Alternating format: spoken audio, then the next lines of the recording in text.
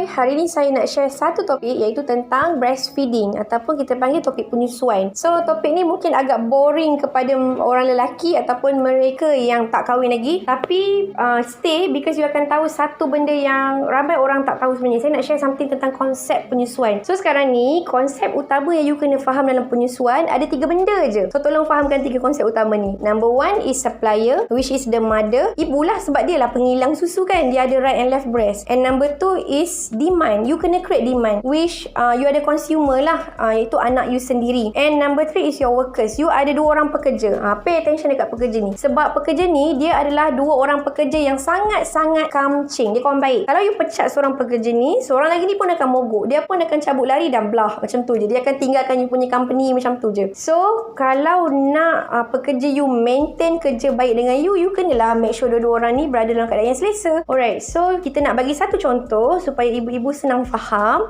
Bayangkan ibu ni adalah seorang pemilik kilang roti, okey? Dan pada bulan pertama ibu nak menghasilkan 50 keping roti dan hantar ke setiap buah negeri. Maksudnya 50 keping roti hantar ke negeri Perak, 50 keping roti hantar ke Selangor, hantar ke KL. Tetapi malangnya pada bulan pertama tu, dalam 2 minggu yang awal lah, ibu dapat tahu you punya roti tu tak laku di KL. Tak ada orang pun nak beli roti you. Memang tak laku gila sebab you kena compete dengan brand lain kan. Sangat-sangat bazir masa. So bila you tahu you tak ada demand, last kali apa jadi? Of course you punya kilang akan shut down. So that is happening to ibu-ibu yang mengalami. Dia bagi tahu susu saya mula-mula ada, lepas tu dia drop sikit, lepas tu dia start period. Okay, so sebenarnya you kena jaga you punya demand. If you tak ada demand, you bagi tahu doktor anak saya tak minum banyak sangat, dia nak buat macam ni, then you kena create demand tu. Kalau you tak create demand tu, then susu you akan drop lah. Pekerja tadi dia ada 2 orang kan yang saya cakap, nama dia prolactin dan nama lagi satu dia oxytocin. This is 2 different hormone. Prolactin is to produce milk, dia akan menghasilkan susu. So yang oxytocin ni dia nak pastikan delivery you tu smooth. So maksudnya susu you dikeluarkan tu, penghasilan susu dan dia keluar ke baby tu lancar. So baby you boleh minum dengan tenangnya dan you pun akan tenang lah. Kalau you stress, oxytocin tu pun mengamuk, dia tak nak keluar. Bila oxytocin tak keluar, susu punya flow pun terbantut. Jadi bengkak lah susu kemudiannya. So macam mana nak create the demand? You kena faham ada lagi 2 perkataan magic, iaitu kita panggil tandem pumping dan yang kedua kita panggil power pumping. Tandem pumping ni is di mana ketika you menyusukan anak you di breast sebelah kanan dan dalam pada masa yang sama simultaneously you stimulate you punya left breast, sama ada you pump ataupun you letak milk collector